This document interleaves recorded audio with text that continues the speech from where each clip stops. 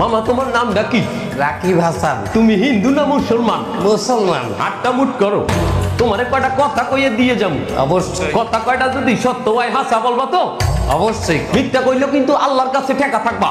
না, মিথ্যা বলবো না। তুমি যেই দল সাপোর্ট করো সেই দল 36 বছর পরে ওয়ার্ল্ড কাপ পাইছে, কথা ঠিক না বে ঠিক? ঠিক। রাগ করলা? না, রাগ করিনি। তুমি যেই দল সাপোর্ট করো সেই দলে যে এই সেরা প্লেয়ার হয় সেই হাত দিয়ে একটা গোল দেয়, কথা ঠিক কিনা? ঠিক। রাগ করলা?